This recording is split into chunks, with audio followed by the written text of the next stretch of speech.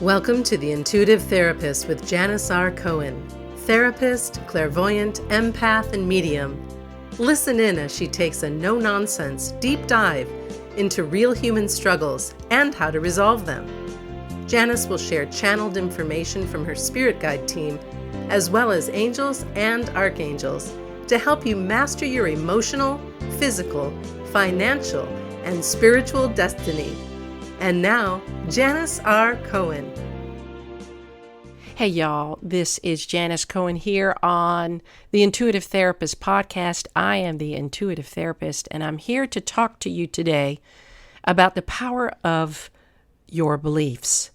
Antonio Machado said that under all that we think lives all we believe, like the ultimate veil of our spirits.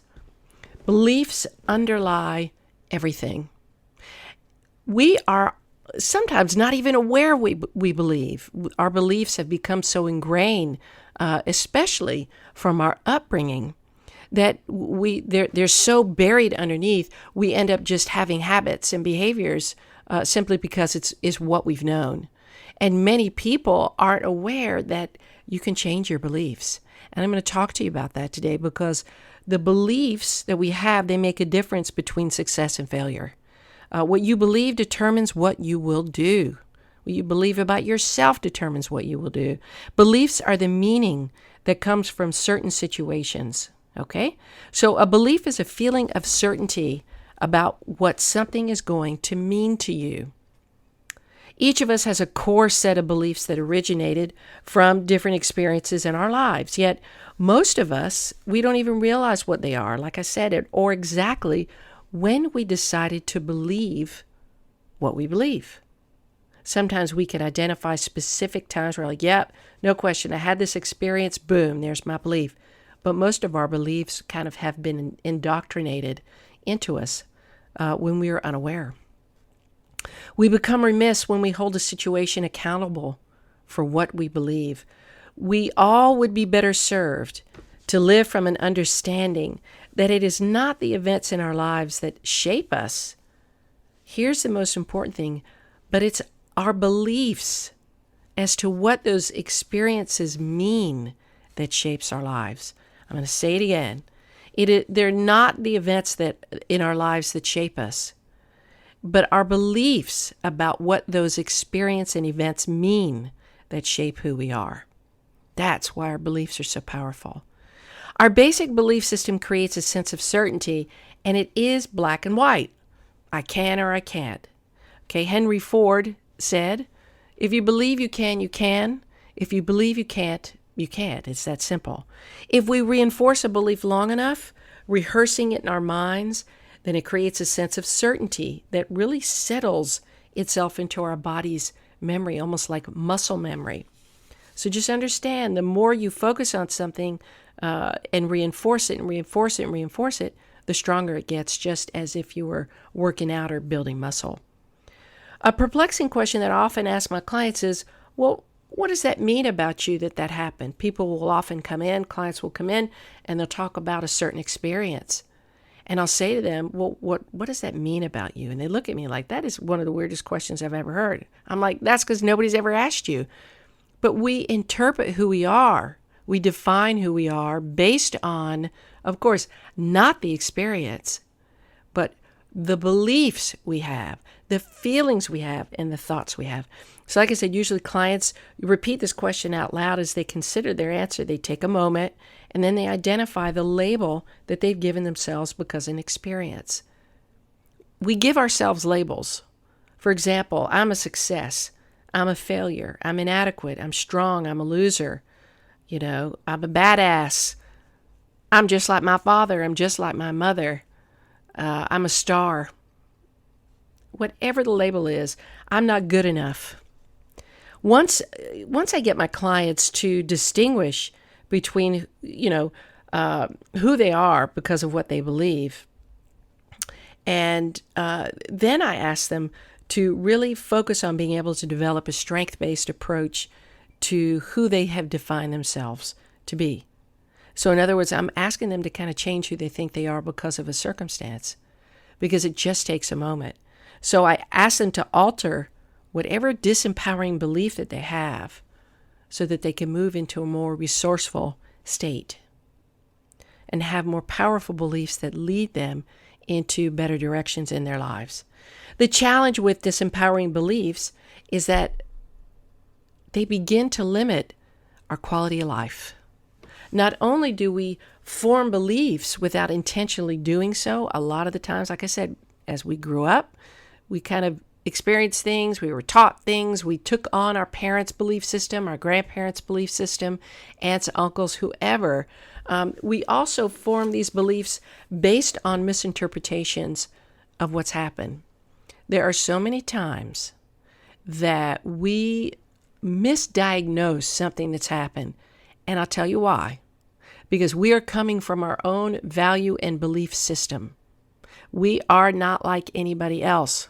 That's why relationships are so tough, because you have two different people, even if you have the same values. You may not have the same beliefs. And so you might believe that a man or a woman acts this way or that way, and then you start to clash. Your problem-solving skills may be different than that of your partner. What you believe about religion or spirituality or health, emotional wellness, physical wellness, whatever it is, when you have those differences in beliefs and values, what people should and shouldn't do, then there's the potential to have discord and pain. And what's interesting is once we have these misinterpretations, these kind of unwarranted beliefs, then the beliefs somehow become truth. When I mentioned something in a previous podcast about how we form assumptions, and then the assumptions become what we believe. And then if we believe those beliefs long enough, then they become our truth. And I can tell you this, if those truths allow you to feel good, well, shoot, keep them. But if they don't, that's where the problem is, and that's what I want to talk to you about today. So when a client comes into a session with me feeling negatively, it's important for me to find out if they believe they are in pain or suffering. So I ask certain questions to distinguish if what they're saying is because of a single incident or if it's rooted in historical thinking. If someone believes that they're in pain, they on some level know that it is temporary. If someone believes that they're suffering, then they have adopted a pattern of beliefs that result in the feeling that pain will never end. According to Dr. Martin Seligman, there are three categories, three specific belief patterns that a person must practice in order for him to feel completely resourceless. He calls these categories permanence, pervasiveness, and personal. For a person to believe that they are suffering, they must believe that the problem will never go away, that it's permanent, that it affects all aspects of their life, that it's pervasive, and that there is a problem with who they are as a person, personality defect, and therefore you have no power to change your life, that what's happening to you in essence is personal. So again, those three things are permanence, pervasiveness, personal. If you have those three things going on, then you're suffering, you're not in pain. To facilitate the breakthroughs with my clients, it means that I've got to help them change their beliefs. I've got to help them change those beliefs that have caused them these limitations, where they have grown into suffering. And the only way that I can do that is for me to help their brain associate massive pain with their choice to hold on to that belief. Now let me explain what I mean. When we hold a belief that, maybe we experience discomfort, not massive pain, then we tend to kind of hold on to the belief. But if you're sitting with me and you're really, really struggling, I'm going to ask you, well, what's the cost of having this belief? How much is it costing you? How much is it costing you in the area of just happiness and peace? And 99.99% of my clients would say, it's costing me everything. So how worth it is it to you to get out of that pain? And then I help them associate remarkable pleasure to the idea of adopting a new belief, one that empowers them. Because once people acknowledge the pain that they're in, understand the reason why and how it's truly negatively impacting their life, the next thing they want to know is how to get out of it. The way that I do that is to help create doubt in people's negative beliefs. It's the only way to go. When I'm able to create doubt around a client's limiting belief, then I can change the belief entirely. I can help them. And it's not like I'm planting in their mind my beliefs. I'm not. Because typically if you have a negative belief, you're going to want the opposite, right? So I help my client understand and uncover the beliefs that they want to have. Then I help them adopt them as their truth. Most of us have habitually used a belief or a set of beliefs to defend ourselves from past pain.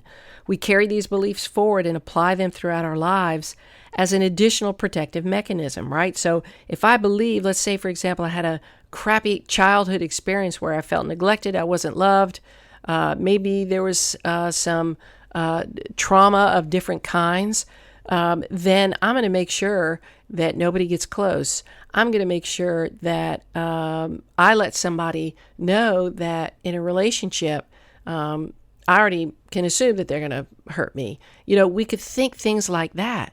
And it robs us of having peaceful, good relationships. So, like I said, we carry these beliefs forward and apply them throughout our lives as additional protective mechanisms. It's as if we believe that at some other point in time, we're going to experience the same type of pain. And we have to be prepared and protected. And that, for a lot of people, I will tell you what that's called, is called anticipatory anxiety. And when we have anticipatory anxiety, we are anticipating the anticipation of pain.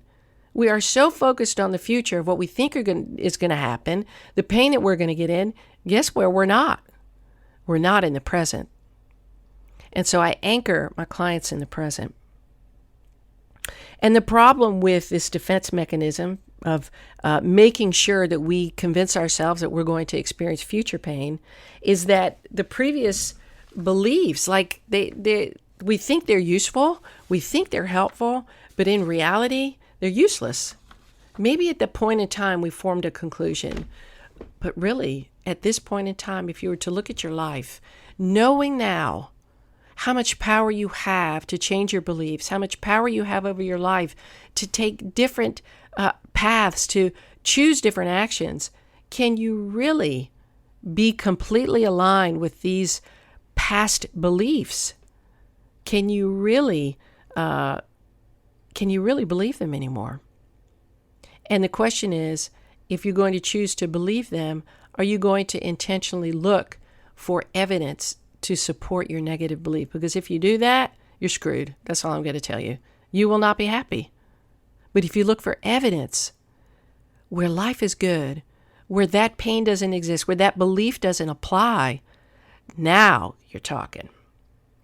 So I question the limiting beliefs and interrupt my client's pattern of certainty, shaking up the previous references that they've used to justify their tight hold on their limiting belief. Some people feel like if I let go of believing something, I am so wide open and being vulnerable. Well, it's difficult. You can't let go of an old belief without being able to have a new one. And in order for you to let go of a belief, you got to believe that it's causing you more pain to have it than it is to keep it. And so you're able to let it go. You're able to identify a new way of believing and a new way of focusing. So it's at that point of uncertainty that I can help my clients open themselves up to adopting new and resourceful beliefs that immediately improve the quality of their life. So if you're somebody who is struggling to understand, like, why am I so miserable? Why am I feeling so much pain? Your beliefs are the core part of it, in addition to the questions that you ask yourself. So instead of why am I such pain, a question could be, what do I need to do now to experience pleasure in my life? What do I need to believe now so that I can feel better, more motivated, more inspired, more uplifted? What do I need to do now to feel better in my relationship? Do I need to talk differently, communicate differently? Do I need to let things go more often? Do I need to pay attention to more things more often? Do I need to be by myself for a little bit? Do I need to get a job that truly suits me instead of feeling like I just got to struggle from paycheck to paycheck? Do I invest in myself differently so that I can have the kind of life I want because nobody else is going to help me get there but me? These are the kind of questions that are important for you to ask. These are the kind of questions that help you change the beliefs into empowering ones. If you're somebody who'd like to know more about your life, if you're struggling with something in particular, would like a reading around an area of your life, by all means, reach out. My readings are really unbelievable, and I can say that because they're not of me. I don't take credit for them. They are through me, and it would be my pleasure to do a reading for you. You can reach out to me for a reading at 404-558-3971, or you can email me at janis@janisrcohen.com. Please rate and review my podcast if you feel like it's helpful. Please let me know. I love seeing all the comments and ratings there. It really makes me feel good and allows me to help more people. The more people that spread the word and the higher ratings that it gets. And also, by all means, I wish you a wonderful week. I wish you a blessed day. And as always, live intuitively. Thanks for listening to The Intuitive Therapist with Janis R. Cohen. If you like what you heard, the best compliment you can give us is to share this podcast with a friend and subscribe, rate, and review at iTunes.